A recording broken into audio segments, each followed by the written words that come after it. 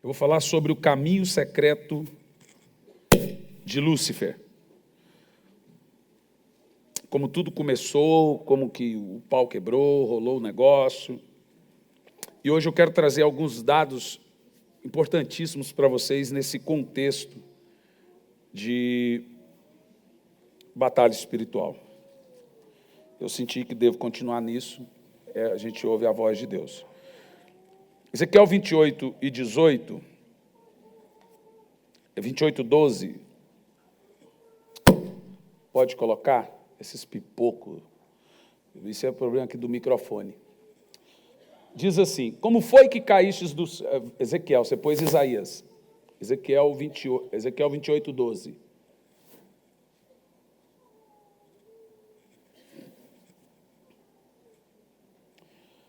Ó filho do homem, ergue, pois, um grande lamento sobre o rei de Tiro e dize-lhe: assim declara o Senhor Deus, tu eras modelo da perfeição, repleto de saber e magnífico em beleza. Pode ir. Vai fundo, Michel. Estivestes no Éden, delícia, jardim de Deus, as mais lindas, perfeitas pedras preciosas adornavam a tua pessoa, sárdio, topázio, diamante, berílio, ônix, jaspe, safira, carbúnculo, esmeralda e outras. Seus engastes e guarnições e outras joias eram feitos com ouro puro. Tudo foi preparado para ti, no exato dia em que fostes criado. Além disso, fostes também ungido como querubim guardião. Afinal, foi precisamente para essa função que eu te designei. Estivestes também no monte sagrado de Deus e caminhava entre as pedras resplandecentes. Bom, em primeiro lugar, existe um contexto, uma maneira da Bíblia se comunicar de forma poética e exegética teológica. Todo o termo contexto profético do Velho Testamento começa em tom de poesia. O contexto aqui funciona mais ou menos assim. Começa com o profeta falando para um rei, que é o rei de Tiro, que, de acordo com Flávio Josefo, um historiador da época de Jesus, o nome dele era Itióbalos.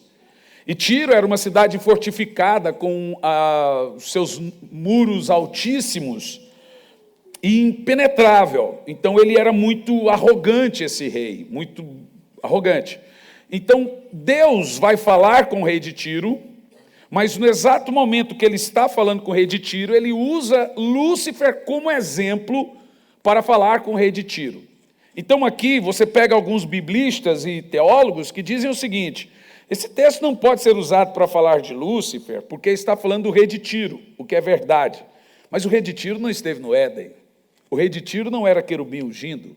O rei de Tiro não se vestia de pedras preciosas, 10 pedras de sárdio, topázio, diamante, 10 pedras preciosas, e ele não foi feito de ouro.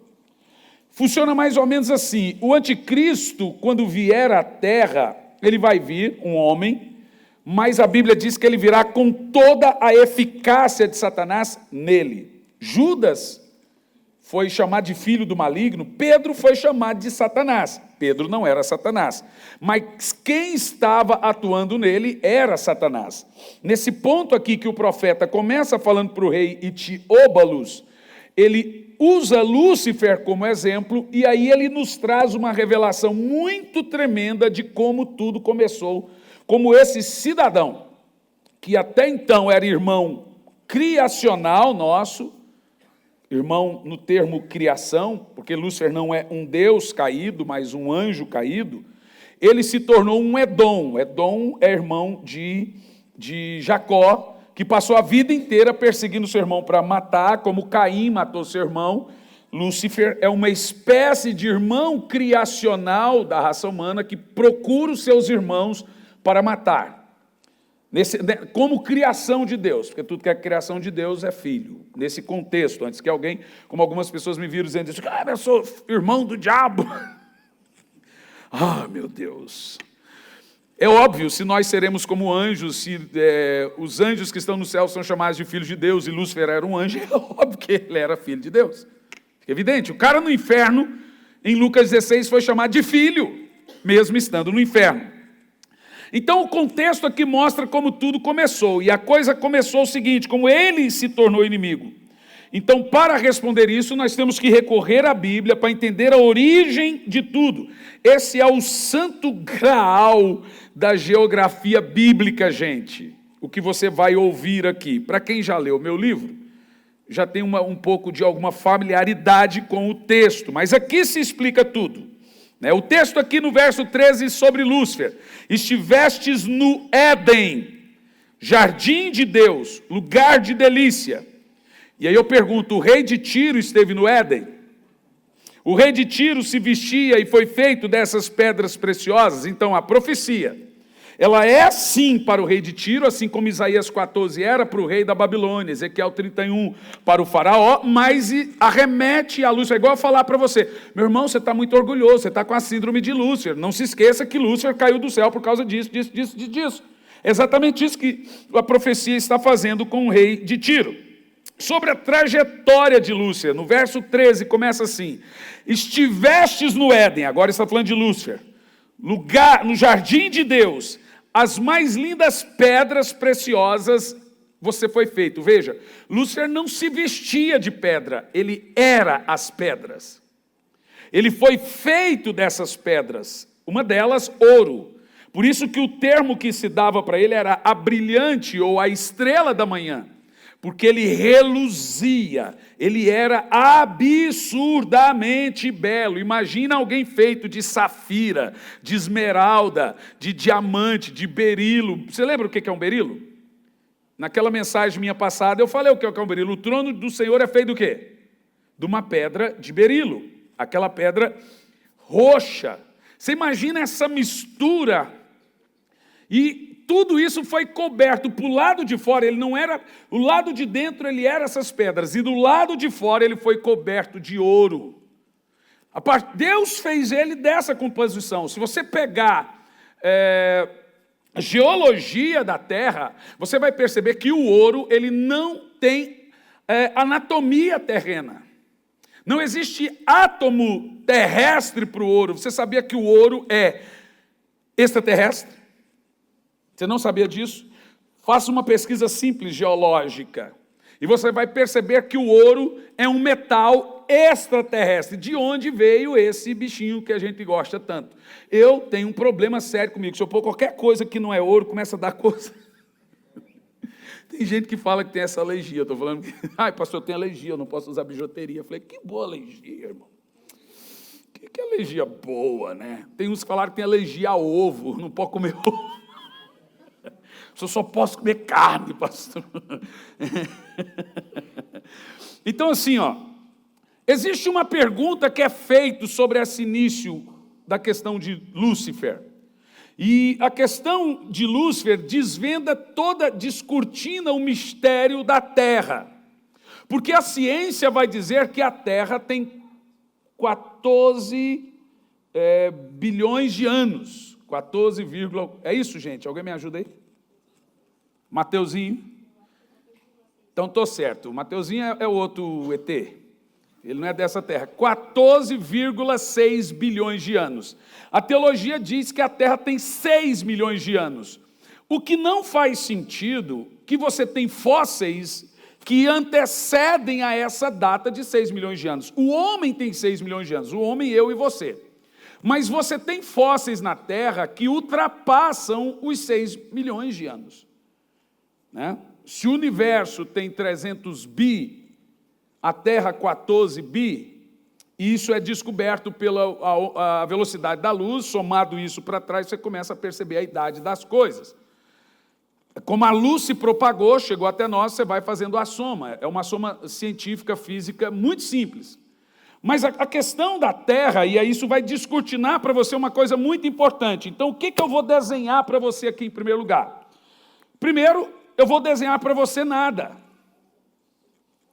Porque assim, é um tempo em que não tinha tempo. Você sabe, antes do nada, a ciência diz que existia um átomo. E esse átomo explodiu e se expandiu e se chamou de universo. Então, o desenho científico para o nada, ou para o início de tudo, é mais ou menos assim, eu faço e apago. Então, você tem isso aqui, um pontinho. E mais ou menos isso aqui é chamado, é o desenho científico, é chamado de quê? Universo. Eles dizem que aqui você tem um átomo. Isso aqui explodiu, é chamado de quê? Eles dizem, Big Bang. Então, o último físico mais famoso era Stephen Hawking, disse que eles conseguem chegar até aqui, daqui para trás eles não estudam, mas nós estudamos. Nós sabemos o que tem daqui para cá. Deus não está aqui, Deus está aqui. Isso aqui é o universo. E o universo começou, segundo eles, com esse átomo. O que eu não acredito, e nem você, é claro. Tudo existe um desenho, um designer muito bem elaborado por Deus. Mas só para você entender como que funciona, por que a ciência buga? Eles não conseguem compreender isso. E agora, deixa eu te explicar um pouquinho, ficou ruim aí o microfone. Deixa eu te explicar um pouquinho como funciona. Antes do tempo, não tem o tempo, porque tinha eternidade. Não se conta o tempo antes do tempo. Eternidade é um mundo de vários agoras, e você não pode interpretar a eternidade como que vai ser amanhã. Não existe o amanhã na eternidade, existe o agora de amanhã. Funciona mais ou menos assim a eternidade. Amanhã é hoje, não existe futuro e não tem passado. Então, na eternidade, você sempre vai estar na expectativa do que Deus tem para você amanhã. Deus não é um Deus que volta no tempo, porque Deus não se interessa pelo passado. O rio que vai não volta, a pedra que cai não volta. E essa é a lei da física. Lei essa que Deus criou. Então, a eternidade é ser surpreendido por Deus. Sabe aquela expectativa que você tem de viajar para a Disney em família para esse dia? Nossa, que dia, esse dia não chega. Se você nunca teve, em nome de Jesus, você vai ter um dia.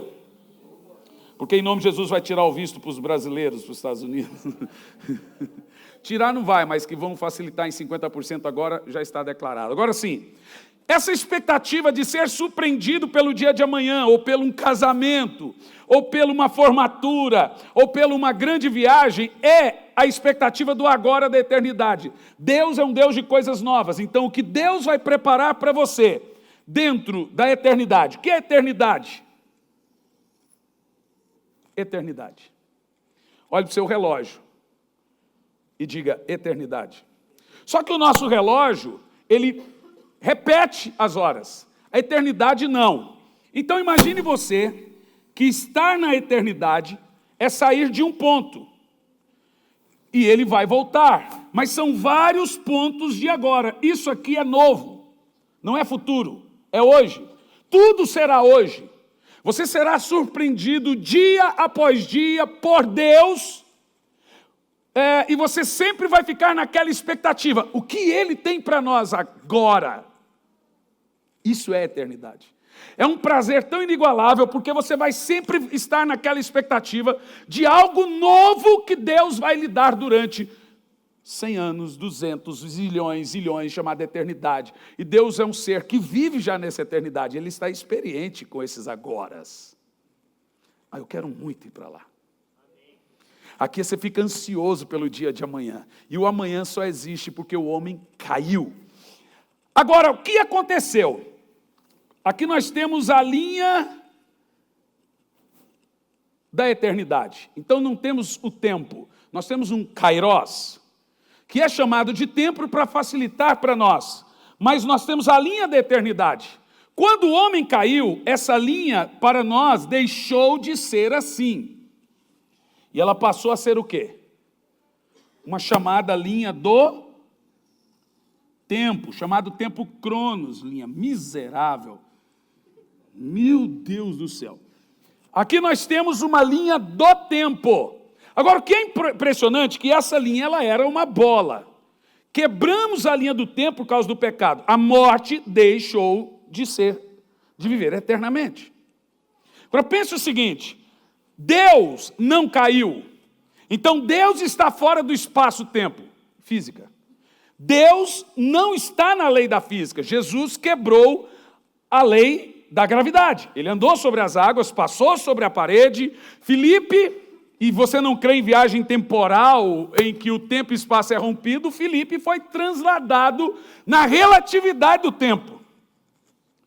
Enoque andou pelo espaço, nas dimensões dele. João foi arrebatado, Paulo foi arrebatado, então a fé, ela rompe com as leis da física. Jesus rompeu várias vezes com ela. E para romper com as leis da física, você tem que estar fora dela, e Deus está fora das leis do universo. As leis da física são comprovadas, mas Deus está fora da lei da física. Então você imagina, aqui agora é o nosso tempo. Deus não está nesse tempo. Mas a Bíblia diz que Jesus é o alfa e o ômega. Então Jesus está com as duas mãos na linha do tempo. O que vai acontecer no retorno dele? Ele vai pegar essa linha que é quebrada, e ele vai fazer isso aqui, com as duas mãos.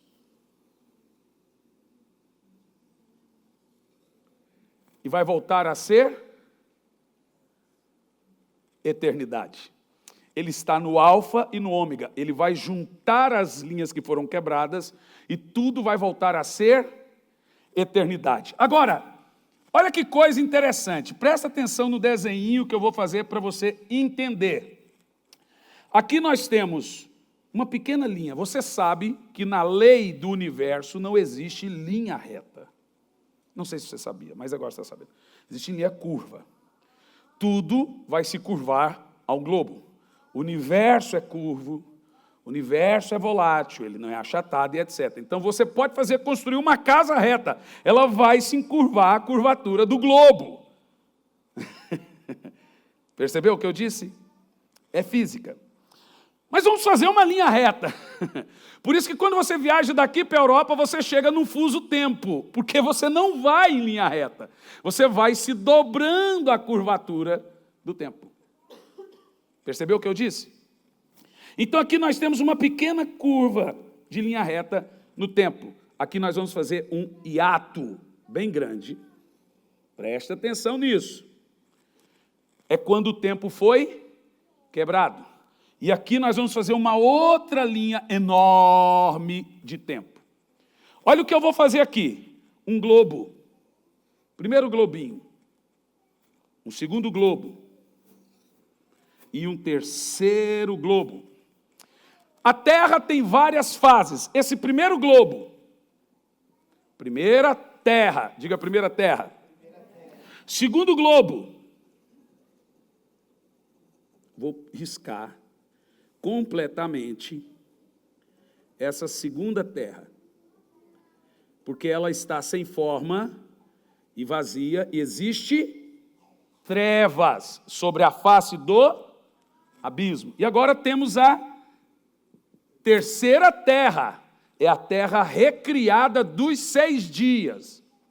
Agora observa vocês, aqui nós temos, escute bem, pode pôr na tela para mim, Gênesis 1. Aqui nós temos Gênesis 2. E a partir daqui nós começamos Gênesis 1, verso 2. Aqui nós temos a partir de Gênesis 1, verso 3. Agora vamos analisar isso. Presta atenção. Verso 1. Você percebeu, e agora eu vou te fazer uma pergunta muito simples. Lúcifer caiu aonde? Na terra. Lúcifer caiu aonde, gente? Será que Lúcifer caiu na terra? Será que se Lúcifer caiu na terra, e nós vamos ver isso na Bíblia, ele caiu antes ou depois da criação? Porque só aqui nós temos a criação, a partir do verso 2. Se ele caiu na terra, ele caiu em qual terra?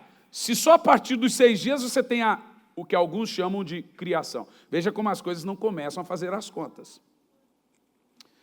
Aí, quando não se faz conta na teologia, que a teologia não gosta de fazer equação, ela prefere dizer, tem que crer, tem que crer. Eu creio que tem que crer. Mas até a teologia é ciência. Eles falam assim, não, é melhor crer então. Pronto, é mais fácil. É mais fácil do que pensar. Então não faz as contas, olha lá. Bereshit bara ha Elohim vet ha shamarim. No princípio criou Deus os céus e a terra. Vet ha Chamahim, a terra era sem forma e vazia. Bereshit, princípio, criou, bará. Você só tem a palavra criou em um texto da criação. A palavra criou é bará, que significa criou do nada. A partir do verso 2, você não tem mais bará, você tem aya do hebraico, que não quer dizer criou do nada, quer dizer criou a partir de uma fórmula, a partir de algo existente. Ou aya também é interpretado por apareça, da onde vem a nossa palavra cal, aquele pó branco que é jogado na terra. No princípio criou Deus os céus e a terra.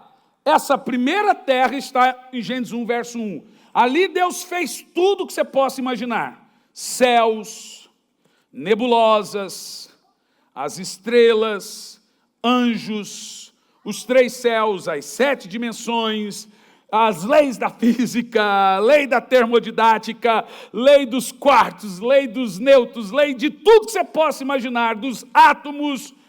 Deus fez aí em Gênesis 1.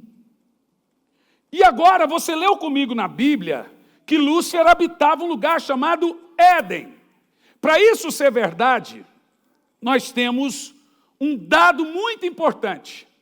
Porque se você for analisar a questão do dilúvio hoje, você vai perceber que não existe massa de água suficiente no céu para provocar qualquer dilúvio como aquele em que as águas subiram até 5.000 metros da superfície. O Monte Ararat tem 4.000 metros, as águas cobriram o Monte Ararat. Você está entendendo? Foi um dilúvio de 5.000 metros de água. Então não existe água suficiente no céu que possa provocar um dilúvio, meus senhores. Como que você vai explicar isso? A ciência explica. A Bíblia explica, porque a Bíblia vai dizer que havia água embaixo da terra e havia água sobre o firmamento. A terra, então, antes do dilúvio era uma, depois do dilúvio ela era outra. Ela tinha, e essa aqui é tão maravilhoso, isso é muito bacana. Acho que eu devia cobrar você por isso. Esse globo meu não tem nenhuma pretensão de ser um bom globo. Aqui nós temos a terra antes do dilúvio. Essa terra era uma grande gigante gasosa. E isso é possível porque nós temos 3 planetas no nosso sistema solar que é assim. Essa terra, ela tinha sobre o firmamento, como diz a Bíblia, toda a água do mar, de forma gasosa. É quando a Bíblia diz que ele abriu as comportas do céu e abriu as portas do abismo. E aí a ciência chegou, veja, o que você via na terra? Aqui dentro está a nossa parte azul. Aqui está toda o gasoso da água. Isso é tão poderoso, mas tão poderoso, que se você fizer isso aqui, nós chamamos isso de estufa. Então, o que está dentro da estufa não envelhece. E se você põe qualquer coisa verde dentro de uma estufa, não precisa que chova, precisa que tenha umidade. E tudo que se põe dentro de uma estufa ficaria exageradamente verde e bonito, porque não teria os raios ultravioleta. Então, pesquisas feitas por geólogos e cientistas bíblicos demonstrou que isso é possível por causa dos planetas que nós temos no sistema solar. E o que Deus fez? Ele fez cair toda aquela água condensada na terra. E isso é tão verdade que você não tem nascente do mar. Você tem nascente de água doce. Aonde o mar tem, você tem toda coisa de água doce lá dentro. Não tinha um mar na terra antes do dilúvio. A Bíblia diz isso. O que Deus fez? Ele rompeu isso. Então aqui você tem uma grande estufa em que fez a terra ser um grande jardim. Quem está entendendo? E por causa dessa estufa, os homens envelheciam mais demoradamente, aproximadamente 1000 e poucos anos. Aí depois que veio o dilúvio, Deus fala, o homem não vai viver mais de 120 anos, por causa dos raios ultravioleta. Esse homem então passaria a envelhecer mais rápido e morrer, ficar doente, etc. Compreende o que eu estou dizendo? Deus abriu as comportas do céu, derrubou as águas condensadas lá. Por isso que não tem mais água, não tem como acontecer outro dilúvio. Só se Deus fizer um outro milagre. Mas não tem. E abriu os abismos e as águas de baixo subiram e todo o mar que estava em cima caiu. Você entende o que eu estou falando? Nós temos um grande planeta no nosso sistema solar que é assim. Qual é o gigante gasoso? Júpiter. Ele é desse jeito. Então, nós sabemos que isso é possível. Explicando você esse dado, aqui na primeira terra, Deus pôs um grande querubim chamado Lúcifer, que na realidade esse não é bem o nome dele. Essa é a função. O nome dele é Eiléu. E o nome dele está na Bíblia em Isaías capítulo 14, no versículo 12. Quem que está na multimídia lá? O Juliano? Então eu vou mandar aqui para ele a definição. Isaías 14, versículo 12. Vou clicar na palavra estrela da manhã, que é o título que Isaías chama ele, brilhante estrela da manhã. E nós vamos saber o nome do crânio agora, gente. O crânio do pé preto. O boitatá, a mula sem cabeça, a cuca. É os nomes que dá para ele. A cuca. Né? Como é que é o bicho? O bichão, o velho do saco. Mandei para o Juliano. Presta atenção, daqui um pouco ele coloca na tela. Aonde Lúcifer caiu? Vamos ver na tela onde Lúcifer caiu? Está aqui.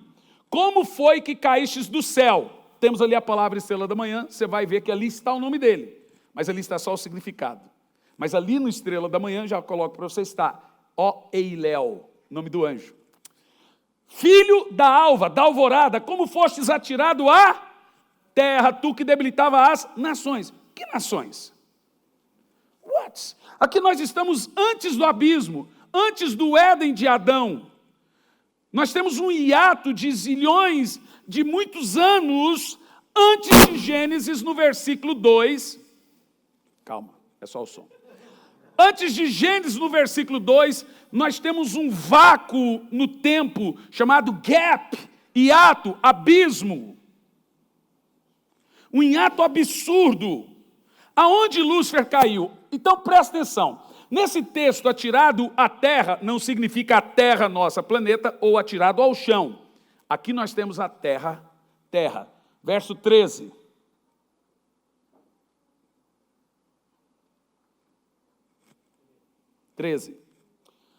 Afinal, tu costumavas a declarar no teu coração. Agora, olhe bem o que Lúcifer falava. Hei de subir aos céus. Opa, aonde ele está? Na terra. Erguerei o meu trono acima das estrelas de Deus, dos demais anjos, e me estabelecerei na montanha da Assembleia, no monte mais elevado da congregação, Zafon, ao alto do norte, o monte santo de Deus. Então veja que nós temos aqui uma briga cultual. Verso 14. Subirei mais alto que as nuvens, e serei semelhante ao Altíssimo. Pobre coitado, nós somos semelhantes ao Altíssimo. Percebeu? A raiva que ele tem, nós somos semelhantes ao Altíssimo. Ele queria ser. No verso 15, contudo, olha o texto, gente. Eu falei sobre a localização do inferno, está certinho. As profundezas do Sheol, inferno, da morte, fostes precipitado, lançado foste ao fundo do abismo. Vocês vão se lembrar desse culto. Ao fundo do abismo. Bom, a palavra Sheol é para inferno, então o diabo não pode estar fora do espaço-tempo, senão ele conseguiria prever o futuro por causa da curvatura do tempo. Deus vê o nosso futuro, porque a luz dele abraca todo o espaço-tempo, ele vê vocês milhares de anos-luzes lá na frente. Você entendeu agora? Isso é física. Deus fez o que com Lúcifer? Jogou ele no espaço-tempo, e agora ele está limitado, como nós, ao espaço-tempo. Ele não prevê nada. E Deus lançou ele aqui. Aqui, ó. Essa terra era perfeita. A primeira terra, sem forma, A primeira terra perfeita, céus e terra, era tudo lindo, maravilhoso, habitava anjos nessa terra. Mas de alguma forma, Lúcifer começou a fazer uma espécie de comércio. Não sei que era com as pedras que ele tinha. Oh, demônios, ai, Satanás. Então funciona assim. Lúcifer se rebela e ele cai na terra. Aonde que ele cai? E agora me responda você. Ele ficou vagando no espaço, ele veio para o planeta Terra. Mas lá no Éden ele já era a serpente. Aqui nós estamos falando do querubim. Isso é antes dos 6 dias de criação. Porque você tem Gênesis 1, verso 1, e Gênesis 1, verso 2, um vácuo no tempo. Pode pôr o nome do Lúcifer na tela. Pode pôr o nome do Lúcifer na tela.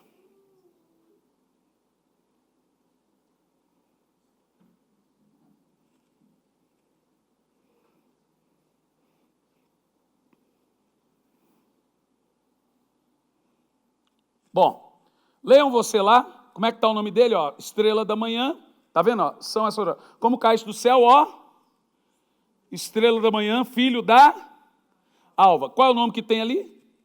Para a estrela da manhã? Eiléu. Agora você sabe o nome dele. Agora ele é Satanás, esse era o nome dele como anjo. Lúcifer não é nome, é como chamar alguém, ô pastor. Lúcifer era a função, guardião de luz significa luz. Ô Lúcifer, ô pastor, ô guardião da luz. O nome é Eiléu, está aqui o nome dele, ó. Estrela da manhã. Está lá, está vendo a setinha apontando em manhã? Então aqui está o nome dele. Que significa procedente, brilho, aquele que brilha, estrela da manhã, significa Lúcifer. Você percebeu que Lúcifer é um significado, não um nome. Todos os nomes que Deus dá para alguém, ele tem um significado. Então eu vou mandar mais 2 textos. Voltando em Gênesis 1, para você entender um pouco as definições das coisas. Os irmãos têm que levar em consideração que esse é o meu chamado. Eu amo ensinar. Eu gosto de ensinar o que ninguém gosta. Coisa tutu. Mandei para o Juliano esse texto, ele já coloca na tela, que eu vou lhe explicar. E a palavra forma. E vazia. Alguém pergunta, você não manda hoje? Porque a mensagem é dinâmica, você não sabe se vai falar isso ou outra coisa. Agora escute bem, a palavra está aqui, ó, verso 1, no princípio criou Deus os céus e a terra. A terra era a terra sem forma e vazia, e as trevas cobriam a face do abismo. Opa!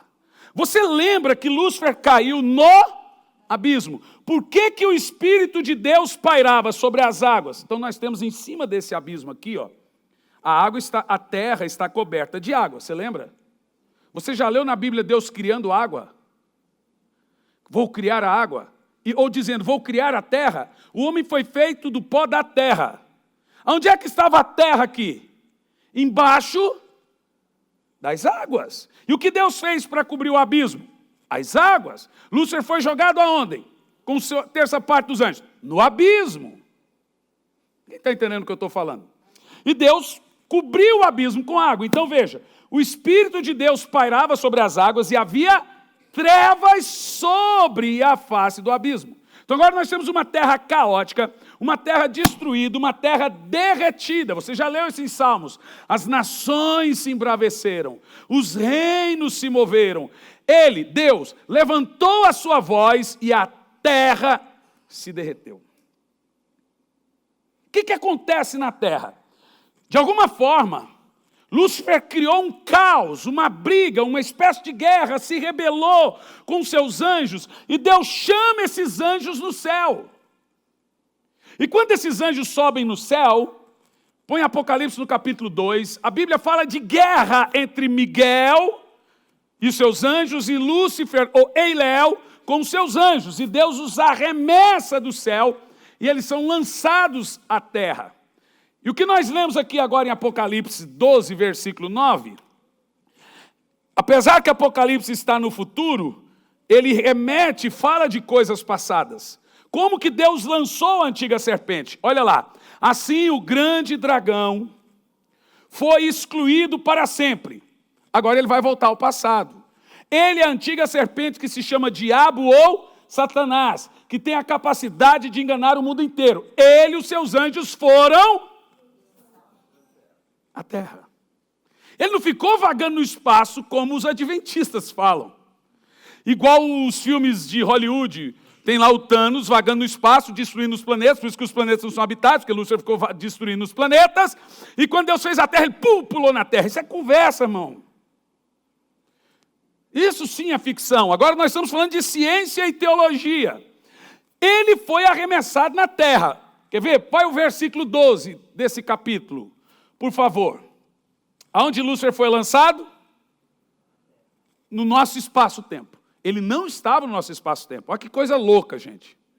Mas Deus o lançou no nosso espaço-tempo. Lúcifer não sabe a sua vida e a sua história. Apocalipse 12, verso 12?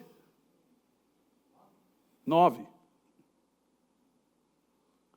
Continua o verso 10, por favor. Então ouvi uma grande voz do céu que dizia, proclamando, agora chegou a grande salvação, o reino do nosso Deus e a autoridade do nosso Cristo, porque foi expulso o acusador de nossos irmãos, o mesmo que os acusava de dia e de noite diante do nosso Deus. Verso 11.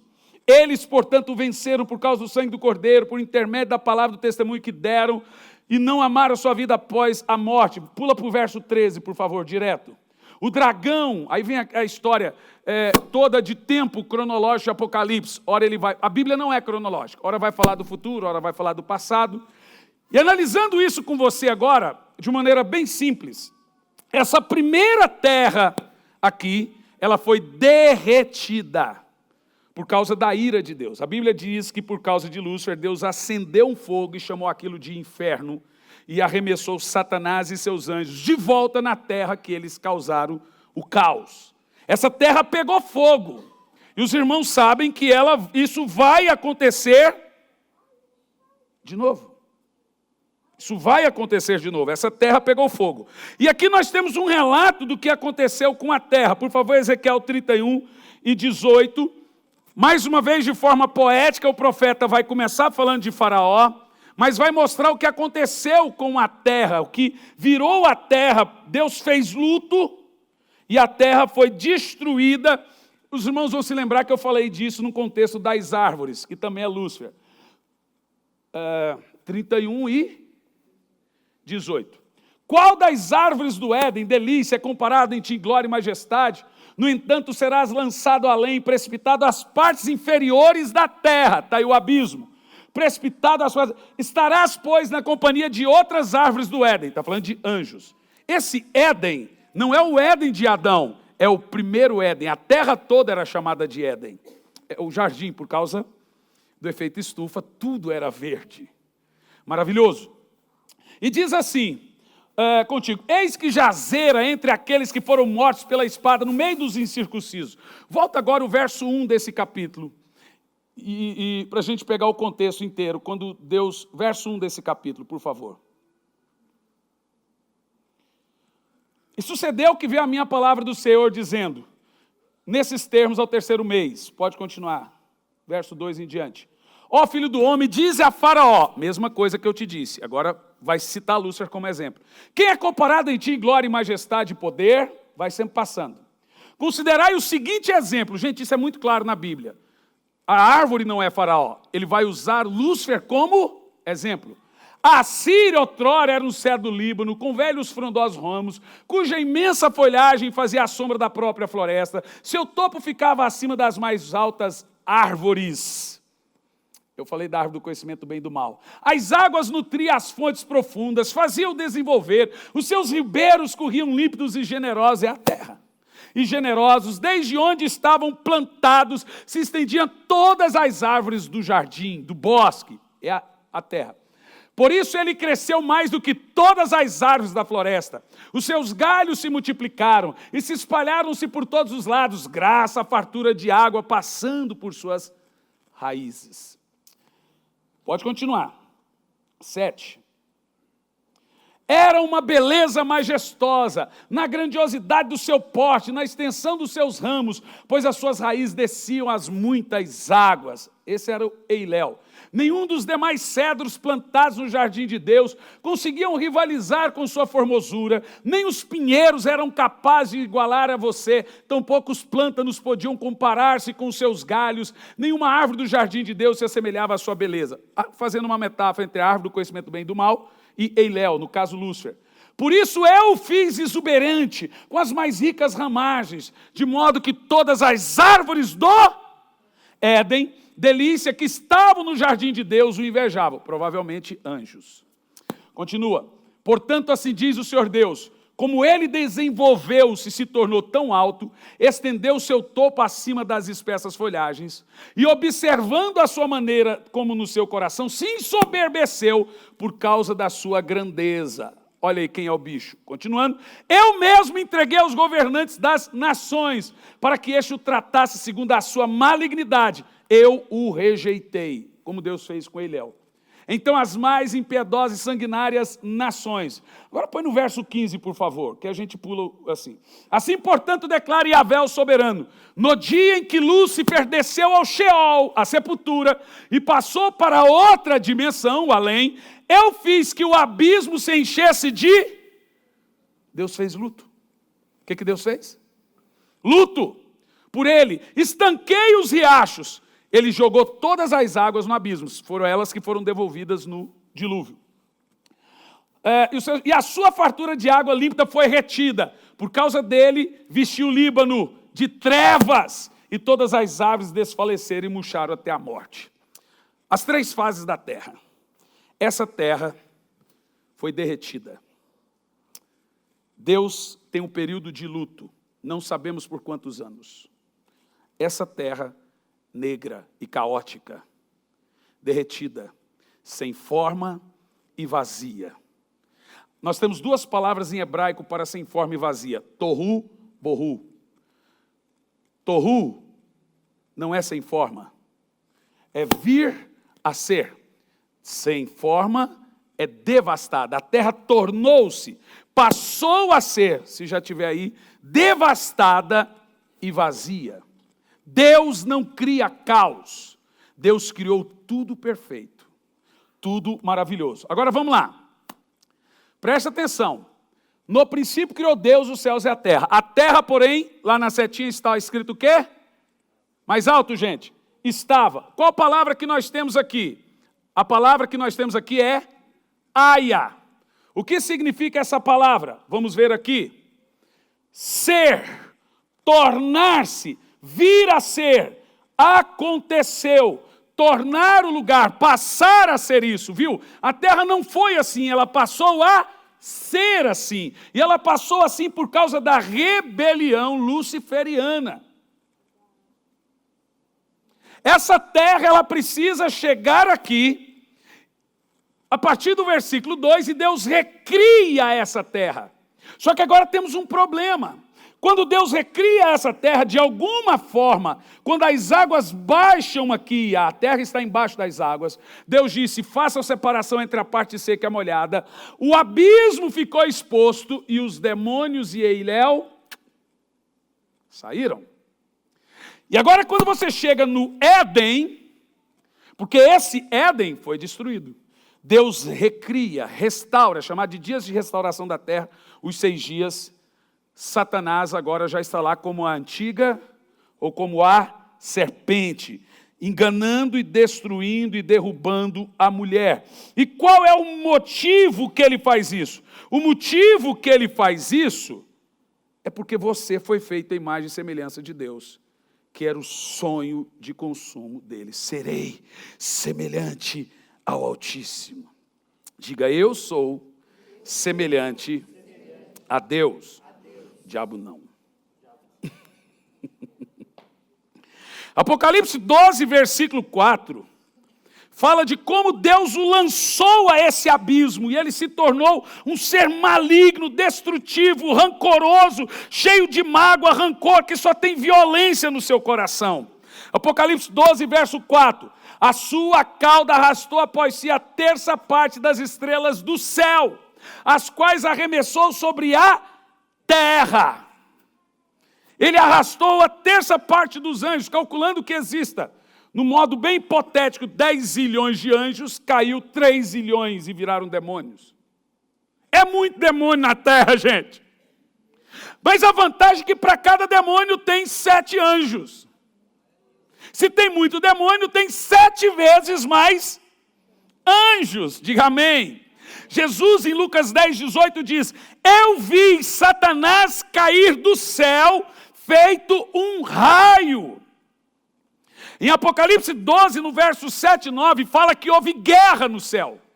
Mas uma guerra feia. Apocalipse 12, verso de 7 ao 9, houve uma guerra terrível entre Miguel e Eiléu. A vitória de Cristo e o seu povo.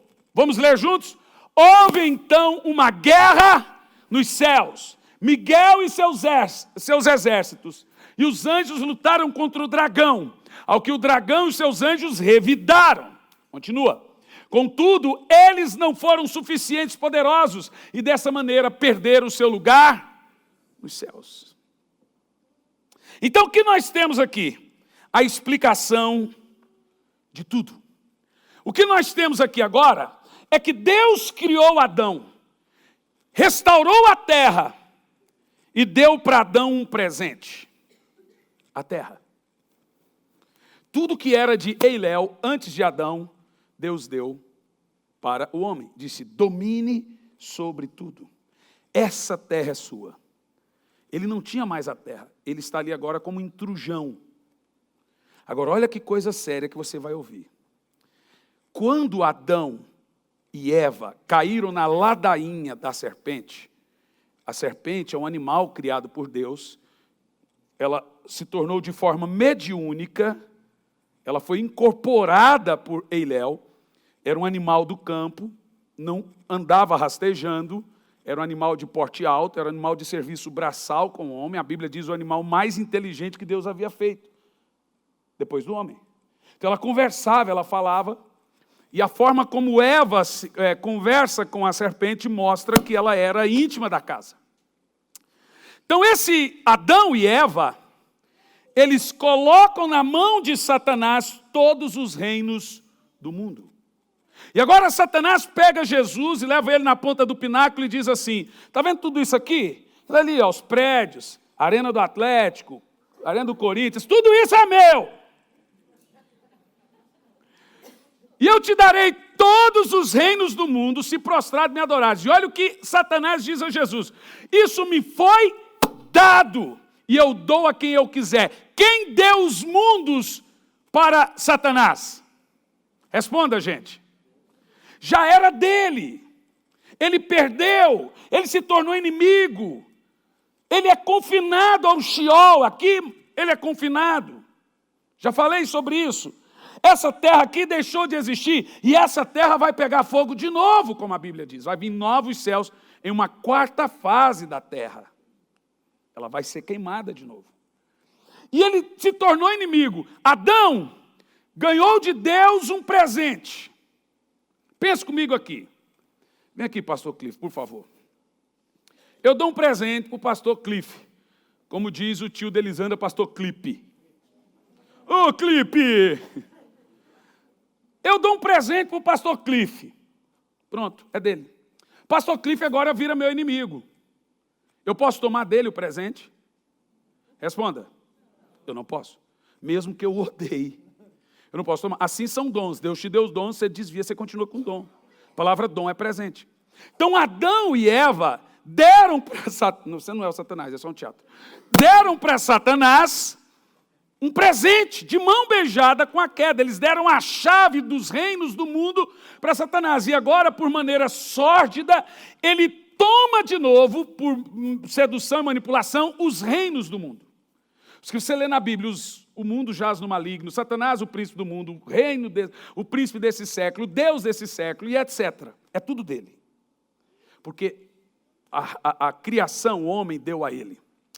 E esse homem cai, ele se torna adquirido por Satanás. Ele não é filho do diabo, ele é filho do maligno. Filho de é criado por Deus, filho do é adquirido. Caim foi filho do maligno, filho do adquirido pelo maligno. O homem sem Deus é adquirido, adotado por Satanás. Percebeu o que eu disse? E agora quando ele se converte, ele tem que ser filho do Deus vivo, adquirido por Cristo, comprado. Aí você entende o plano da cruz, toda a história geográfica da Bíblia, teológica e um pouco científica. O que Jesus faz? Eu não posso tomar de volta esse presente. Deus não pode chegar em Satanás. Ele pode, mas seria de uma forma que não faz parte do caráter de Deus. Me dá isso aqui! Deus só pode adquirir de volta isso de uma maneira. Qual que é? Comprando. Eu vou pagar o preço. Quem está entendendo? Imagine que um garotinho, tem uma parábola muito interessante de um pregador inglês, vendo um garotinho fazer uma arapuca, e viu que aquela arapuca, o garotinho ficava horas lá para tentar prender um passarinho, prendeu um passarinho vira-lata. O passarinho não cantava, não assoviava, não fazia nada, era feio para mais de metro. O pregador falou assim: meu filho, por que você prendeu esse passarinho? Não é porque eu quis, mas o que você vai fazer com ele? Eu vou brincar, vamos fazer, depois eu vou comer. Mas solta o passarinho de maneira nenhuma. Eu fiz a arapuca, ele que quis comer o alpiste, não chamei ele aqui, ele veio porque quis. Mas qual o seu prazer de prender o passarinho? É o prazer de fazer a arapuca e prender e depois matar ele. Aí o pregador inglês disse assim: quanto você quer pelo passarinho? Moço, o que o senhor quer com esse passarinho? Você não presta. Você não canta. Só faz cocô. E come. Eu sei. Mas eu quero passarinho. Ah, então é caro. Aí o pregador paga lá um preço caríssimo. E pega o passarinho, quebra a arapuca. Quando ele solta o passarinho, o menino: você está louco? Eu demorei tanto para fazer arapuca e esse passarinho... Você me comprou. Mas por que você fez isso? Porque eu comprei ele para voar. Para ser livre. Eu não comprei ele para o meu prazer. Eu comprei ele porque ele nasceu para ser livre. O menino é o diabo. A arapuca é as armas do diabo. O alpiste é a tentação. O pássaro é você. O diabo não te obrigou a entrar na arapuca, ele te seduziu a ela. O pregador que comprou e quebrou a arapuca e soltou você é Deus. Jesus te salvou apenas para você ser livre. Apenas, o prazer de Deus é isso. Eu fiz esse ser humaninho para ser livre. Agora escute isso. O que Deus fez? Deus dá o seu filho e compra toda a raça humana e o mundo. Com preço de sangue, ele paga o preço, paga a dívida e compra tudo. Agora eu vou te fazer uma pergunta. Você devolveria para o Cliff, que deu de mão beijada para o diabo esse presente, você daria para ele de novo o presente? Humanamente falando? Responda. Então, Adão deu o mundo para o diabo. Jesus comprou e foi de novo em Adão, que eu e você disse: eu te dou todo o poder e autoridade para pisar serpentes e escorpiões. Eu te dou de novo. Você é a luz do mundo, o sal da terra. Você é a minha igreja aqui na terra. Domine, domine, domine sobre os reinos. Veja, mesmo que o homem não merecesse, Jesus comprou de volta e deu para quem tinha entregado. Agora, o que resta a nós como igreja fazermos? Restaurar essa terra. Prepará-la para o retorno de Cristo. Povoar os céus e saquear o abismo. E aqui, lembra que aqui nós temos a linha do tempo, aqui nós temos várias dispensações. Essa linha do tempo vai virar um grande círculo chamado eternidade. Meus irmãos, como igreja, eu acho que eu te expliquei, obrigado, pastor Cliff, de uma maneira um pouco científica e teológica, um pouco geológica, qual é o plano da igreja na terra? A igreja está aqui, caminhando nessa linha do tempo. Aqui está Jesus. E aqui nós temos novos céus e nova terra. A igreja está aqui para vencer as suas batalhas. A igreja não está aqui para vencer as suas batalhas, porque ela tem poder. Sabe, o diabo é mais poderoso que a Alemanha, o diabo é mais poderoso que os Estados Unidos, o diabo é mais poderoso do que a ONU, mas a igreja é mais poderosa que o diabo. O Senhor levantou a sua igreja, levantarei a minha igreja, e as portas do inferno não prevalecerão contra ela. Deixa eu te falar uma coisa: há poder e autoridade no nome de Jesus na sua vida. Quando a Bíblia diz, venha teu reino, é isso. O reino de Deus é a igreja destronando Satanás. Agora, nós vamos conquistar o mundo? Não. Nós vamos trazer o reino dentro da sua casa. Vamos trazer, aonde a igreja opera, o reino de Deus está operando ali. Agora, por favor, toda quarta eu falo isso, parece que é exagero meu. Você precisa crer que você tem poder e não é um saco de batata podre.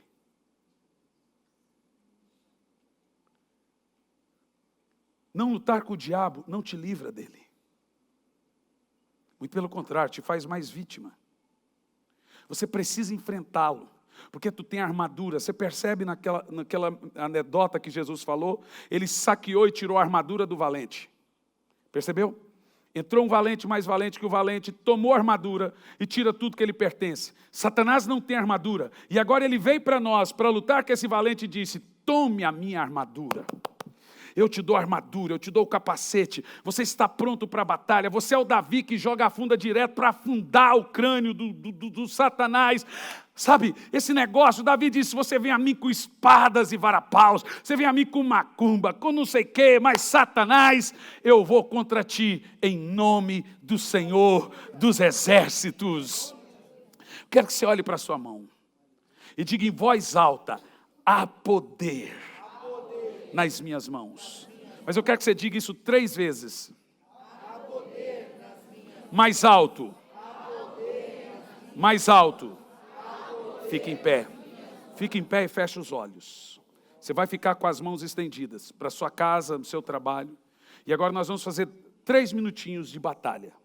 Se você tem poder, eu já te ensinei isso. O que nós falamos, o reino espiritual ouve. Os pastores, obreiros vão ficar em volta. Mas eu quero que você abra a boca. Você vai usar da sua autoridade espiritual. Você está enfrentando múltiplas situações. Seja vício, seja problemas na família, seja problemas no casamento. Se você realmente tem poder, use ele no espaço-tempo. Você tem que aprender a destronar Satanás. Você é mais poderoso do que o diabo, mas não por você, mas porque o poder de Deus está em você. E o nosso poder está no nome do Senhor. Precisa de cura? Então estenda as mãos, tem poder.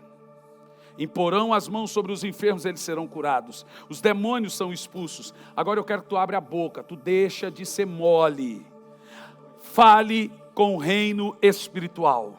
Comece a orar. Precisa de cura? Abre a boca agora. Senhor Deus, unge aí os pastores, pastor Edson. Em nome de Jesus, eu estendo as minhas mãos agora. Em primeiro lugar, Senhor, nos ensine a guerrear. Porque o povo aqui sabe que tem poder, mas eles não sabem usar esse poder. Agora aqui nós temos pessoas com problemas familiares. Oh meu Deus, eu estou sentindo uma unção de Deus aqui. Nós temos aqui pessoas com problemas espirituais. Nós temos aqui pessoas com problemas financeiros. Nós temos aqui pessoas com problemas com filhos drogados, problemas no casamento. Agora nós aprendemos a falar, porque o mundo espiritual funciona assim. Você precisa ouvir. Ah, mas Deus sabe o que eu quero, mas o diabo tem que ouvir o que você fala. Ele tem que ouvir o seu nível de autoridade. Então fala! Abra a boca. Não fica cochichando, irmão. Abra a boca, não fica cochichando. Usa a autoridade como se fala com um cachorro vira-lata. Como se fala com um bicho. Usa a autoridade. Tu tem doença? Vai ordenando que essa doença saia. Tu está com problema? Fale com o reino espiritual. Há poder nas suas mãos. Há poder nas suas mãos. Há poder nas suas mãos. Demônios saiam. Doença saia. problemas físicos saiam, problemas emocionais saiam, problemas espirituais saiam, problemas emocionais nessa família, em nome de Jesus, em nome de Jesus. Eu abro agora a minha voz, Pai, que o reino espiritual nos escute, e nós guerreamos agora contra o poder das trevas, contra esse câncer, contra essa doença que vem incomodando, contra esse mal espiritual dentro dessa casa. Nós ungimos agora, no poderoso nome de Jesus. Nós ungimos, põe a mão na sua cabeça e se unge agora. Nós quebramos agora todo mal, no poderoso nome de Jesus. Que esse óleo desça no nosso corpo, aonde tiver doença saia, aonde tiver algum mal saia, aonde tiver caroços, nódulos, câncer, hérnias, diabetes, desde o osso, do alto da cabeça à planta dos pés, em nome de Jesus. Em nome de Jesus, em nome de Jesus, em nome de Jesus.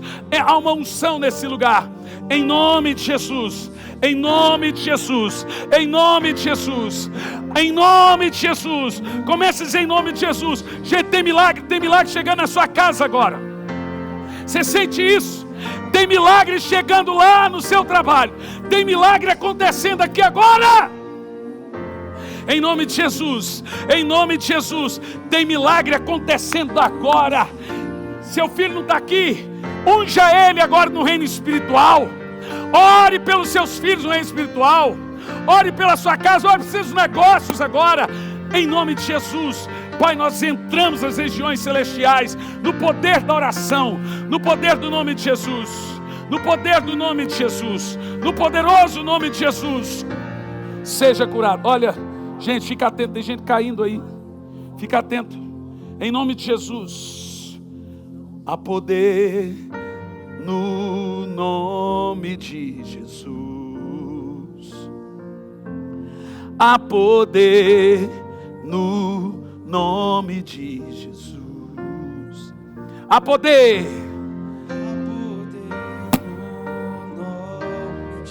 Eu quero que você levante a sua voz para cadeias quebrar.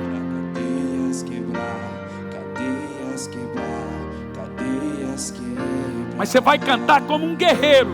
Cadeias quebrar, cadeias quebrar. Há poder no nome de Jesus. Há poder no nome de Jesus. Há poder, há poder. Agora levanta a mão e grite bem alto para cadeias quebrar, cadeias quebrar, cadeias quebrar, para cadeias quebrar, cadeias quebrar, cadeias quebrar. O exército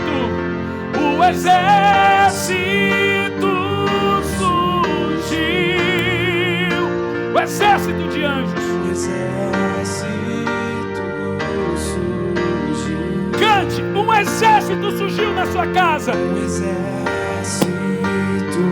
Agora grite, para cadeias quebrar, para cadeias quebrar, cadeias quebrar, cadeias quebrar. Mais alto, para cadeias quebrar. Agora você vai cantar mais alto. Um exército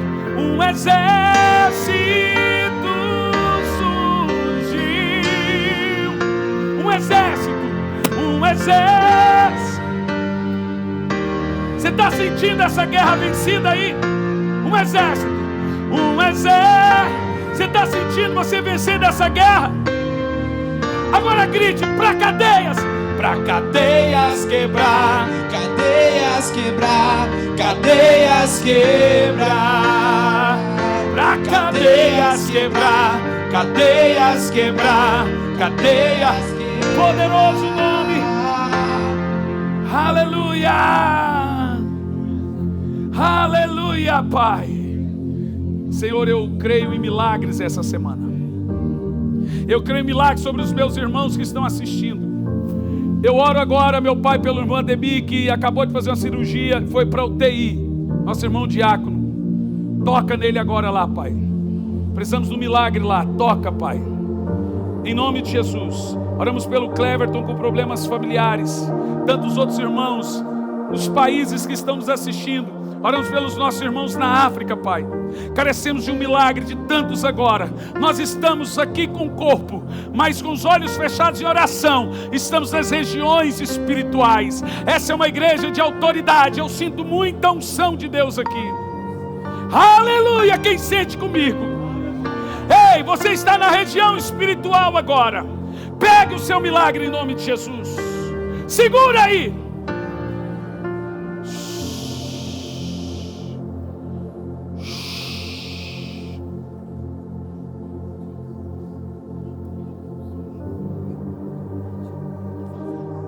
Receba agora o milagre.